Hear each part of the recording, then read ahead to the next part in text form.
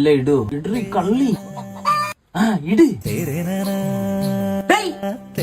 മച്ചാൻ ഒഴിക്കുട്ടി തലയിട്ട് എന്തോന്ന് പരിപാടി? ഇവളിടുന്ന മുട്ട ചൂട് പോകാതെ സ്പോട്ടിൽ കുടിക്കാൻ. എന്തിന്? ജിമ്മിൽ കയറിയില്ലേ പ്രോട്ടീൻ. എന്നാ പിന്നെ കോഴിയുടെ ആസനത്തിൽ കൈയിട്ട് എടുക്കാതെ ട്രൈ ചെയ്തു. കിട്ടിയില്ല. വയ്യടാ നിനക്ക്.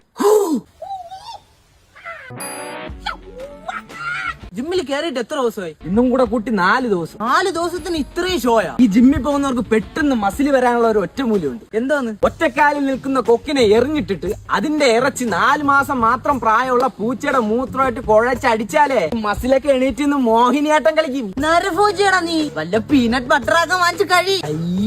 എന്ത് ഈ പീര അർത്ഥം അറിയണോ നിനക്ക്? പീയൊക്കെ ആരെങ്കിലും വാങ്ങിച്ച് കഴിക്കോ? അയ്യേ, ആ പീയല്ലേ ഈ പീ. പിന്നെ ഏതാ ഈ പീ? ത്തിന് റബ്ബറിന്റെ നാറ്റം. 4 ബക്കറ്റ് റബ്ബർ കുടിച്ചോ? വെറും വയറ്റിൽ. എന്റെ പൊന്ന് വർഗീസ് മാപ്പിളെ, കൊട്ടലൊക്കെ റബ്ബറായി പോടാ.